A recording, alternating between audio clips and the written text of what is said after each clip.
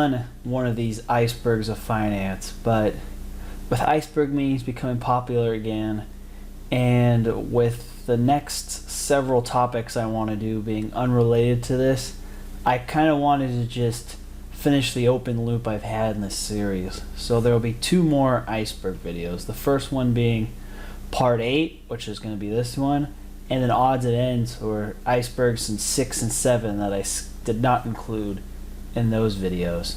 So we're now really deep into the weird stuff when it comes to iceberg 8. A lot of this stuff is more speculative and kind of crazy in nature and is harder to cite. It's kind of stuff you informally hear just about working in the industry and talking to just people in general who follow finance and investments, and it's not really as academically proven. And so it's take anything I say in the iceberg, this level 8, with a heavy grain of salt. Now on with let's get started. The first one I'm going to talk about is old money mobility. And this is such an interesting topic to me. I am going to do an entire series of documentary style videos on the role of old money in modern economics and modern finance, because it's something that is very ignored. I mean, for a good start, I recommend reading a book called Old Money in America by Nelson Aldrich IV. I will post an image to cover in this video and a link in the description to the Audible. And the mentality around it, the way that people who inherit money, is very different than those who had to earn it through their own sweat and brow. And that book kind of goes into it. And it also kind of goes into just how present the old money is. I mean, the myth really is that the estate tax and progressive income taxes and just a more meritocratic society and democracy got rid of this old money. But that's the furthest thing from the truth. In fact, really the only societies that have gotten rid of their old money were the authoritarian communist regimes who just seized all the assets for the state. And even some of those, you had some of the old money families get involved with the state, so they didn't necessarily lose their power or wealth in the long run. But the thing is, I'll leave before I go into the other topics of this iceberg, is just some fun facts about old money that you probably don't know. Most of central London is owned by the same noble families that owned the land when William the Conqueror took over in 1066. Dante Alighieri's descendants still live in the same Florentine mansion that he lived in when he wrote the Divine Comedy. Many of the pre-French Revolution nobility during the Ancien regime still have their noble titles and their fancy houses. And the remnants of the Morgan and the Rockefeller family are deeply involved in wealth and status and nobility of both England and the United States.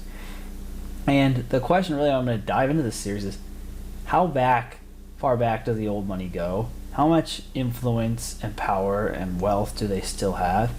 And where are these people today? I mean, there are 2 theories, is that 1, they've just been lying low, or 2, that they did go away, mainly just because of either the 3-generation rule of old money tends to blow its wealth within 3 generations of the founder establishing it, or just simply there's a lot of turnover due to political and social conflict, and that damages the assets. And therefore the old money's not there anymore. Like if, say, you had all the nobility of the Kingdom of Burgundy and it gets taken over by France, and the new sheriff in town just takes all the land and redistributes it to French nobles, the Burgundian nobles are left with nothing. So maybe that's another theory on why some of these, you don't hear about a lot of this old medieval money, because it's not there anymore, or they just reinvest it in other businesses. The thing is, you're not going to see most of these people on the Forbes list because their wealth is not in publicly traded companies or other things that is easily to be seen. And that's why this is going to get into my theory on this, is that the Forbes list is misrepresentative of the real wealth out there. It's more of the barometer of self-made wealth. It's the rankings of self-made billionaires. I mean, there are a few exceptions, such as the Waltons who are on there, but the founder, Sam Walton, was a self-made man of a publicly traded company, so that could be tracked. But if you built your wealth in previous generations before the capital markets were as transparent as they are today, so basically pre-1929, you do not show up on those lists. And I'll just leave it at that, because this is going to be hours upon hours of content I'm going to do on that. The next thing is quantum finance. Quantum finance sounds a lot spookier and esoteric than it actually is, but it's basically the idea of using quantum computers to calculate financial transactions and prices. The equity derivatives market, particularly options, things change in real time, and formulas such as the Black-Scholes formula and other measures of volatility are somewhat complicated to process, so there could be a lag for digital trading of certain derivatives, and that's why you see a lot of that stuff still done by teams of quants in-house at several market makers. If you have a quantum computer doing it, it just may mean you have a more efficient way to price more advanced credit and equity derivatives.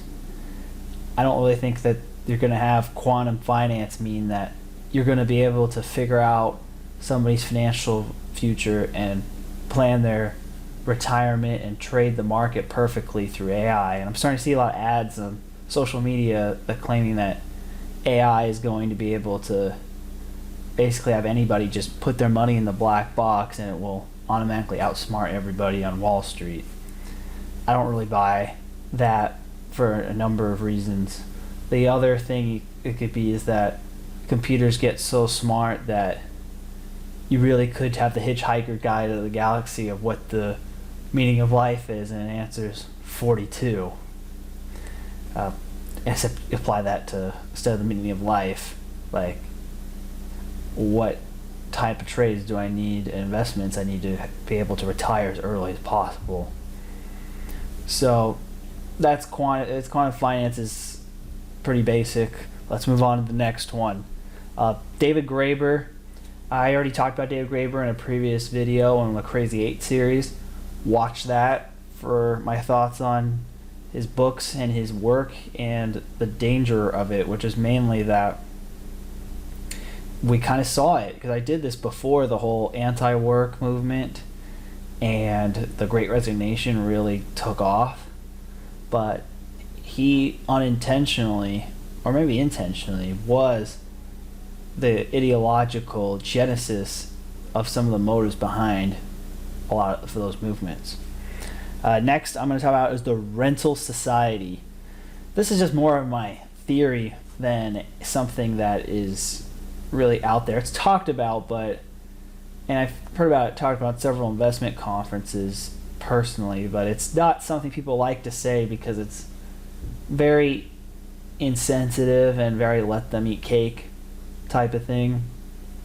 But the idea of really the rental society is that the only way to keep margins to growing the way they are in a lot of businesses, and to keep growth going when you don't see the population growth or the growth in real incomes, and I get into this in compensation theory, is that the costs of stuff has to go up faster than income growth to increase profits and or stay a viable business and give a decent return to investors. I mean, you've seen this with housing prices, which since 2000 have gone up over twice the rate of inflation. And you see it with car prices. I mean, car prices have mostly kept up with inflation until fairly recently. But In terms of a cost of a new car, though, those have been going up, and you'd argue hedonic adjustments would bring those down because cars are better quality today, which is true. But a car as a percentage of the average person's income has been creeping up since 2010 at a steady pace. You see it with a lot of other goods and services, and that's why you've seen the switch from people owning stuff to renting things, or for things that you don't rent necessarily, it's subscriptions. Like you now have subscriptions for even clothes with companies such as Rent the Runway, and you have it obviously with with the home ownership rates kind of stagnating in many parts of the world, and then you have it with a lot of other industries. But the point being is that as costs continue to rise faster than incomes, and I think it's more just due to government policy than some conspiracy of private industry to do that. The society increasingly becomes less ownership based and more subscription and tenant based. And the fact of less people having skin in the game and having less ownership has a lot of deleterious social consequences. And it's just something that to keep in mind, that we may be approaching the going no return point of a rental society.